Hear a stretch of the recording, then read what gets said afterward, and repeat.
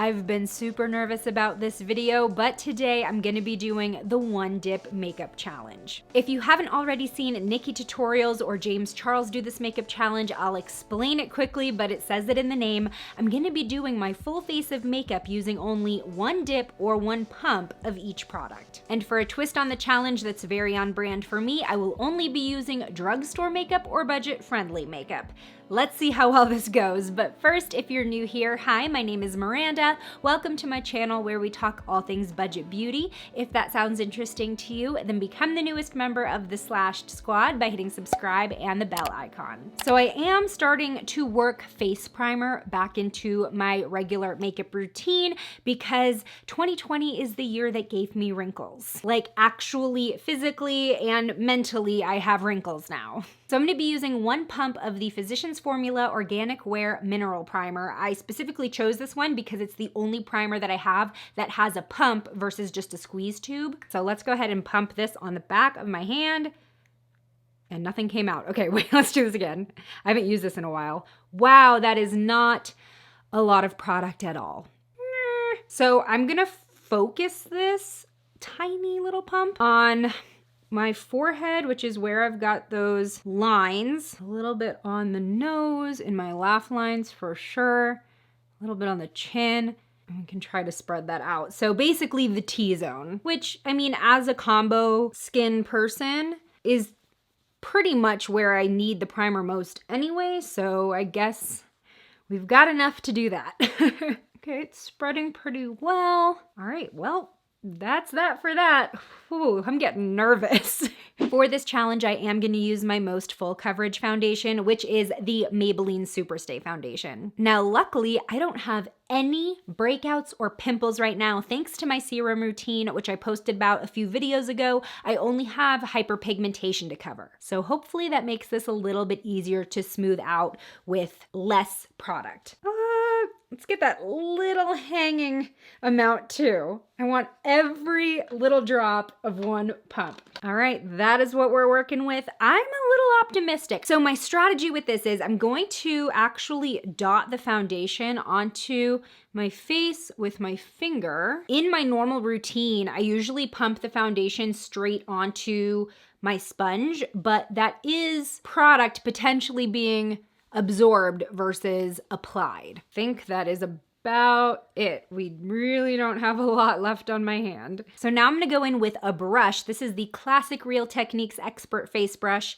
Again, just a strategy to avoid product being absorbed too much by a sponge. One pump is already going a pretty long way. It is a relatively thicker foundation formula, so I was hoping one pump would do it. Although I will admit, when I use this product normally, I probably use 2 to 3 pumps of foundation. And at least in the state my skin is in now, I don't think I need that much. So if anything, maybe this challenge will show me that I'm using too much product. I wish I had a little bit more for these darker spots. I don't feel like I had quite enough to blend down onto my neck.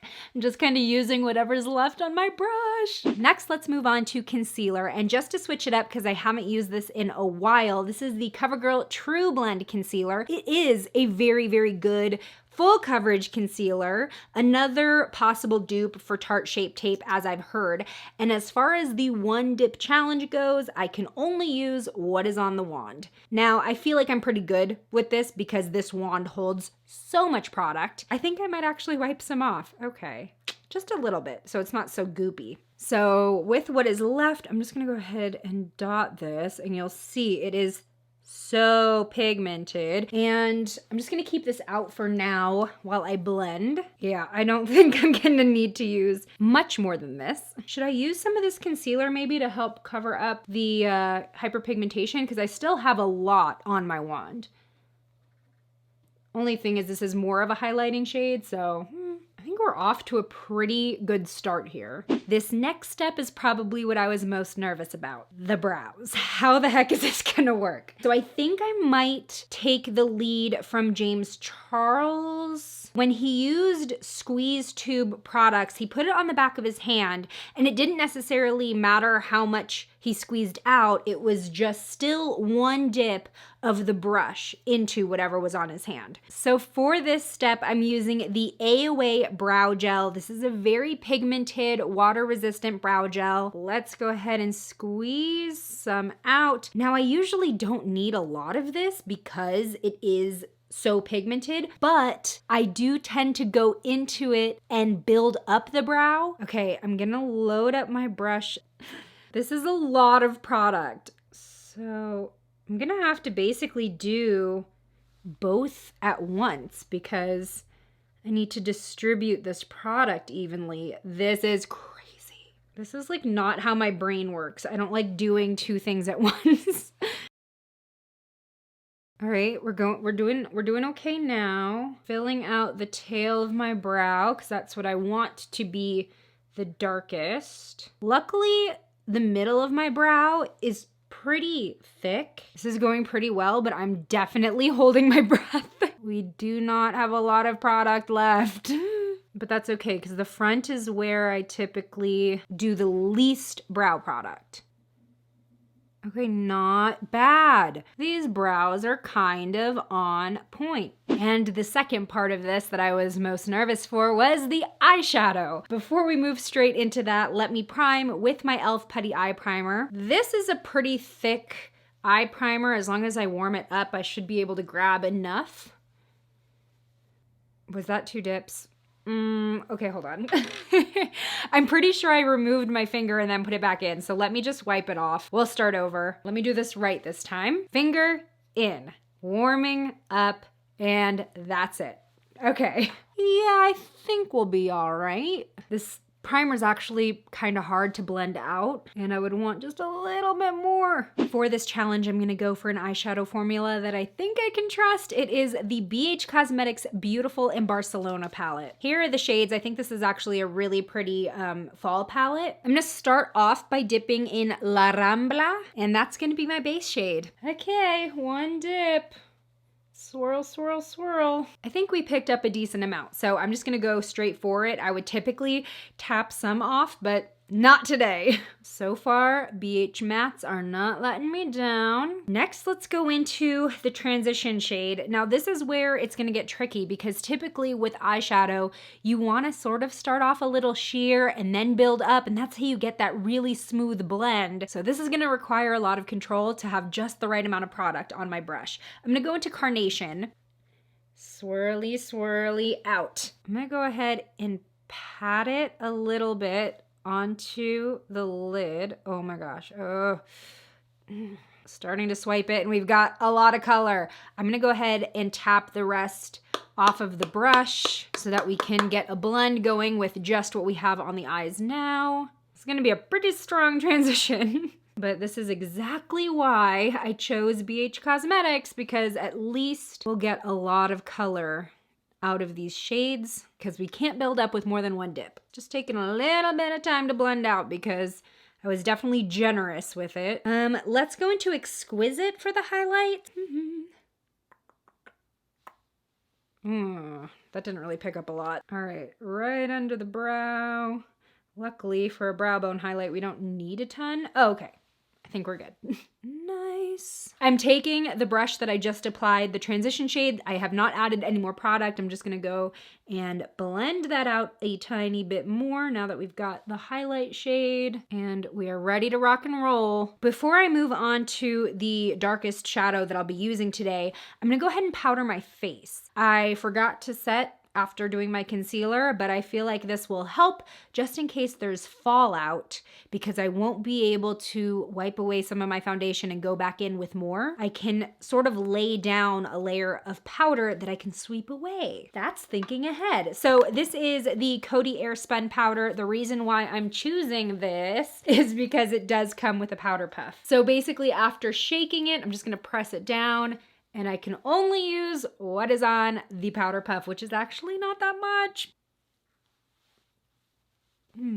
Get in my fine lines as well. Okay, I'm not gonna blend this out yet because I want some of that powder to catch fallout. Going into Spain for my crease shade. Here we are. Swirl. out. I'm gonna pack it in the outer corner. This is really pretty. I haven't used this palette a lot. I wonder why. Yeah, I think I applied a little too much. I was a little too generous because I'm just going straight over that transition color and just obliterating it. But see, at this point, I would normally go back into the transition shade and start trying to blend out the edges a little bit with that. I mean, I guess I could use the brush that I had the transition shade on, but I really don't think it has any product left on it. Not the worst, not the best. I think I'm gonna stop here though, because I don't want the color to just move toward my hairline. This is also the point where I would typically put a little bit more of this crease shade right in the outer corner. For my lid shade, I'm going to use Getaway. That's it. I think this should definitely be enough. Ooh, that's pretty. Okay, wait.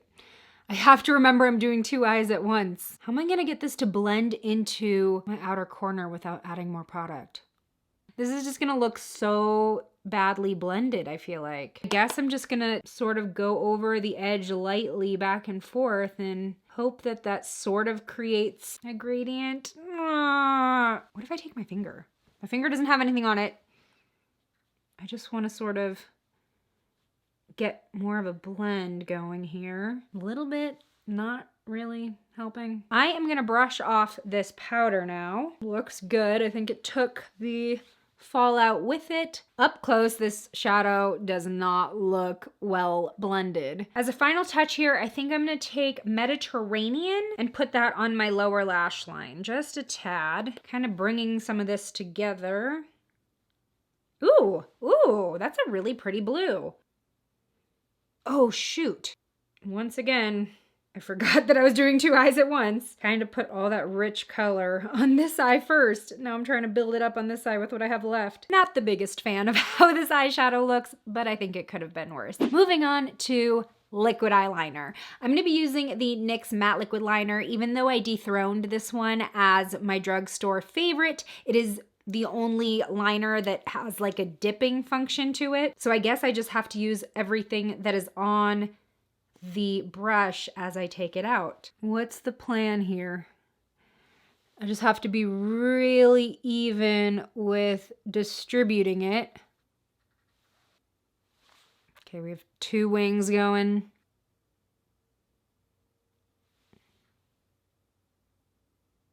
This is the part I'm nervous about, filling in the wing here. Okay. I feel like I need more product. It is not as smooth as I want it to be, and I need more product to smooth it out. All right, this has definitely been the hardest step, I think, so far, because you really need like a saturated brush to glide on a smooth liner. Yep, it's dry. No. So here's what my liner looks like. You can see it's a little jagged and a little patchy. Not up to my standard wing. I'm gonna be using one of my new favorite mascaras. This is the Ulta Beauty New Heights Mascara. This does wonders for my lashes, but let's see what it does with just what's on the brush. So this is gonna be all about balance and symmetry. I always do one at a time when it comes to my mascara, usually with a double dip in between. So I just gotta make sure I'm not paying too much attention to one eye or the other. This mascara rocks. It's only $10. It's Ulta's own brand. And even with just what came out on this brush, I'm getting some pretty good lift. Oh crap, I forgot about my bottom lashes. The eyes don't look too bad, especially with mascara on. I think the jaggedness of the liner is a little less obvious. We're in the home stretch. I'm very curious to see how this one dip technique is gonna work with face powders. I'll be using the Physicians Formula Butter Bronzer to contour, and I'm definitely going to be focusing on my cheekbones before I try to bring it up onto my forehead or whatever. That is not a necessity for me. The cheekbones are. Swirl, swirl, swirl out. I don't know if that's gonna be enough because butter bronzer isn't super pigmented anyway. Okay, let's go ahead and get it on both sides. Okay. think that'll be enough. I mean, it's not gonna be super chiselly, but it'll be noticeable. Oh, I can start bringing it up a little bit onto the forehead. I'm really pushing that brush into my skin. Not bad. I like my contour to be a bit more obvious and build it up just a tad, especially with the butter bronzer, but I think this will be just fine. Honestly, not bad. Should I start using less contour? It just gives off a little bit smoother of a blend. Huh, who knew? Using less product blends out better. For my blush, I definitely pulled a pretty pigmented one, probably the most pigmented drugstore blush that I have right now. It's the NYX Sweet Cheeks Cream to Powder blush in the shade Risky Business. So taking my brush, I'm just going to tap in. I'm not gonna do any swirling because I'm telling you this is pigmented, but hopefully that one tap is enough. Yeah, I think we're good. See? Just lightly blend it. Might have even been a little too much. I think I'm gonna need a clean brush to help blend this out. Clean brush. Luckily, strong blush is in right now, so I don't have to be too worried about it. For highlight, going into the strongest one from the drugstore that I own, it is the Pixie Glowy Gossamer Duo. With this product, I do usually tap into both shades, so I'm just gonna try to do, like maybe one swirl. Will that count? Maybe I'll just stick to this side. I'm gonna do a swipe. I don't know, we'll see. Okay, I'm gonna focus it here. Oh no, I don't know if that was enough. Y'all know how much I like a strong highlight. Okay, we're getting something, we're getting something. Don't let me down, don't let me down. Oh man. I mean, it's there, but it's not there. Get the nose and Cupid's bow while I still have something on my brush. It's a little stronger on this side. I think at least on the apples of my cheeks, there is a good noticeable glow going on, but who cares? No big deal. I want more. Honestly, I think using a little bit less of all these face powders did create more of a natural and smooth blend though. So that's something that I could work on in the future in my normal makeup routine, is not layering on so much right at the start and then just building up a little bit if necessary. I do wish I had a little bit more contour under this blush, but I do think that it looks pretty smooth on my skin. So there's that. We've made it to the last step. Lipstick. I'm using the ColourPop Ultra Matte Lip. This is in the shade Bumble, and I'm only gonna use what comes out on the wand. Now we all know this is a pretty pigmented lipstick, so I'm optimistic here. The only thing I'm nervous about is because I do slightly overdraw my lips, if I need a little bit more product to even lines out. Okay, so right now my Cupid's bow is uneven. Bottom lip is looking okay. See, the thing about trying to even things out with a drier brush, and I am running out of product, is that it ends up working like a dry erase marker that's too dry. You kind of like pick up the product versus putting it down. I'm gonna try to use the back of the brush. There's some extra product. I think we have the shape as even as we're gonna get it because I am out of product. At least we had enough to get a good layer of color all over the lips. And here we are, the finished one dip makeup look. The hardest part of this challenge, I think, was definitely the eyes. Between having too much pigment on the shadows to blend out softly and then not having enough liquid liner to really get a smooth, crisp line, that is where I think the biggest improvement could have happened with this look. But I also learned that I could definitely be using less of my daily products, especially because my skin is clearer now. I need to remember that I don't need as much foundation and coverage as I used to. And the more I look in the mirror with the highlight and the blush, I think that it does actually look smoother than my normal routine. So maybe I'm gonna give using less face product a try. Did any part of this makeup challenge surprise you, or are you going to take away a lesson from this challenge? Let me know what it is in the comments below. Today's shout out goes to Diana. Thanks for being a member of the Slashed Squad. And join me over in this video next where I share the most disappointing beauty products I tried in 2020. I'll see you over there. Bye!